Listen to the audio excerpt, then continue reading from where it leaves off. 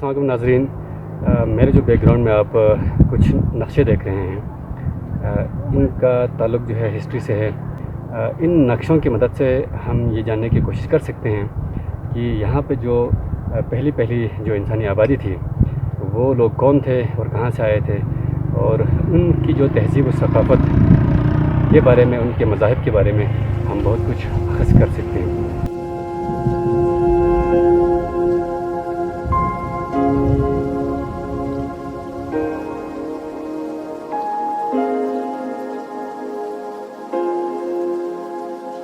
یہ علاقہ پہلے ایک طرح سے ویرانہ تھا،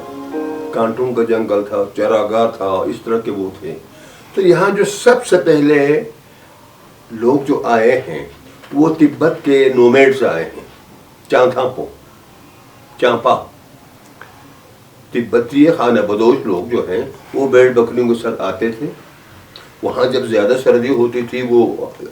یہاں آتے تھے، اور یہاں سے پھر موسم میں پھر وہ جاتے تھے۔ یہ ایک عرصہ اسی طرح پڑا رہا، لیکن بعد میں مختلف ضروریات، مختلف حالات کی وجہ سے وہ آہستہ آہستہ یہاں پر سیٹل ہونا شروع ہوا مختلف جگہوں پر۔ تو بلتستان کو سب سے پہلے آباد جو کیا ہے وہ تبتیوں نے کیا ہے، تبت والوں نے۔ اگر آپ ان کو صحیح ڈیٹ کریں گے نا، آپ کو ٹریس ملے گا کہ انسان کس راستے سے آئے، کیونکہ جہاں پہلے آئے گا وہاں پہ انسکرپشن اولڈر ہوگی، جہاں بعد میں آئے گا وہاں پہ انسکرپشن بعد کی ہوگی۔ کس راستے سے آئے، سینٹرل ایشیا سے آئے، نیچے سے آئے، گلگت کی جانب سے، مغرب کی جانب سے آئے، یا نارتھ کی جانب سے آئے، یا ساؤتھ سے آئے، کس راستے سے آئے، کہاں سیٹل ہوئے، اور کون لوگ تھے، کس نسل سے تھے، یہ ساری ہسٹری ابھی تک جی بی میں جو کمیونٹیز آباد ہیں، یہ ایک مطلب ایک جنرلائز سی ہسٹری ہے، ابھی تک اس کے ایویڈنسز نہیں ہیں۔ تو یہ ایک ایویڈنس کا سورس بھی ہو سکتا ہے کہ ہمیں اپنی ہسٹری بھی پتہ ہو کہ کون لوگ تھے، کہاں سے آئے، کس نے پہلے سیٹل کیا۔ جب اس علاقے میں آبادی آئی لوگوں کی پہلی تو بہت سارے نقشے ایسے ہیں جن میں مارخور کی شبیہ ہے، یا دیگر جو تیر اور کمان کی جس طرح کے شبیہ ہمیں ملتے ہیں، اس کے بارے میں بتایا جاتا ہے کہ وہ لوگ نومیڈ تھے، چرواہے تھے۔ انہوں نے یہاں پر جب انہوں نے وقت گزارا اپنے کام کے سلسلے میں، تو انہوں نے جو کچھ ان کے ذہن میں آیا وہ یہاں پہ ثبت کرنے کی کوشش کی ہے۔ اور دوسرا، ان کے مذاہب کے بارے میں یہ پتہ چلتا ہے کہ جب یہاں پہ بدھزم کا دور تھا، کچھ جو ٹرانسکرپٹ ہیں یا جو انکرپشنس ہیں اس کا تعلق بدھزم کے اس زمانے سے ہے۔ کچھ جو لوکل ایک مذہب تھا بدھزم سے ہی وہ انہیریٹ ہوا تھا، اس مذہب کو بونچوس یا بونزم کہا جاتا ہے۔ اس کے مذہبی جو پیشوا ہے یا جو عبادت خانے ہیں اس کے حوالے سے ہیں۔ بدھزم کے آپ کو جو نشانات ملتے ہیں، یا بدھا کے ملتے ہیں، یا پھر اسٹوپاز ملتے ہیں، ان کے علاوہ جو آپ کو بہت سارے شیپس ملتے ہیں وہ بونزم کے کنسپٹس ہیں، وہ مارخور، یہ اچھا دوسرے جو غیر مرئی جانور بنائے ہوئے ہیں، اسپائڈر لائے گے، ادھر بھی آپ نے ہمارے گاؤں میں جو انسکرپشن ہے اس پہ دیکھا ہوگا، یہ جو ہے یہ بونزم کے کنسپٹ ہیں۔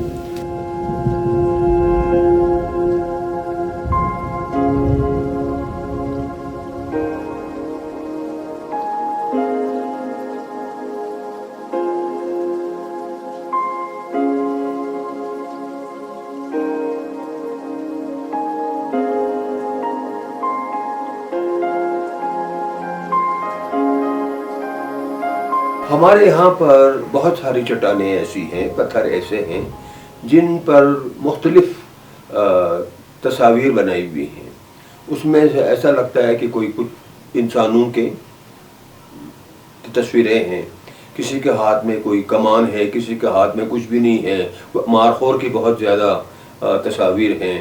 ان کے علاوہ یہ سواسٹکا جو ہے، یوندروں جسے بلتی میں کہتے ہیں، اس کی تصاویر آپ کو مل جاتی ہیں۔ اس کے علاوہ جناب علی کچھ مینار ٹائپ کے بھی مل جاتے ہیں، جس کو بدھزم میں جناب چھوٹرتن کہتے ہیں، اور انگریزی میں اس کو پگوڑا کہتے ہیں، یہ مل جاتی ہیں۔ اس کے علاوہ یہاں کچھ تحریریں بھی مل جاتی ہیں کھدی ہوئی صورت میں۔ اس میں سے ایک جو زیادہ مل جاتی ہیں وہ ہے براہمی رسم الخط جو ہے وہ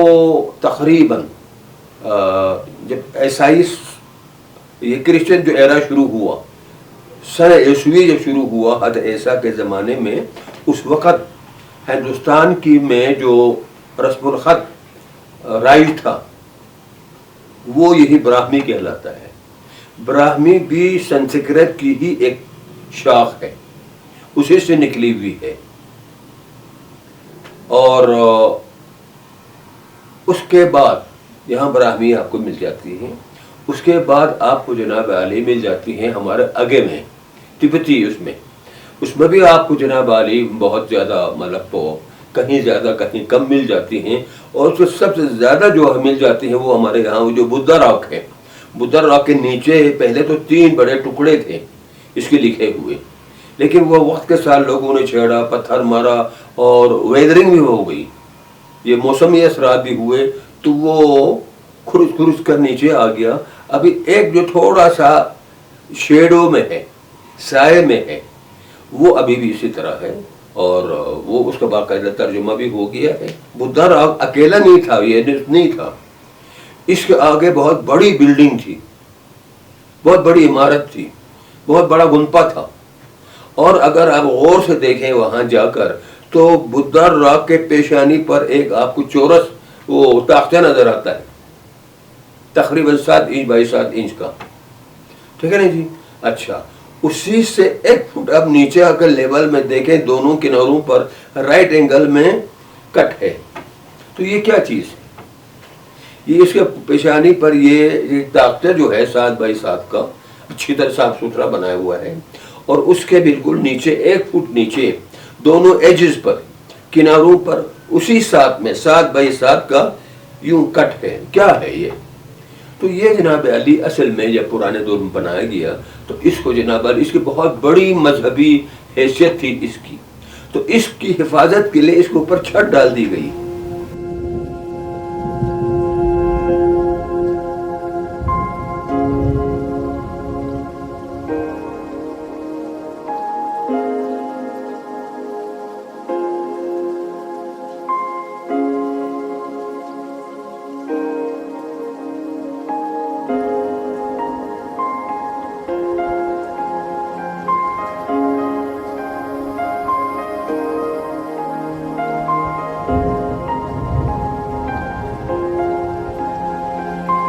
تو ان کو ان کی اہمیت کا پتہ نہیں ہے،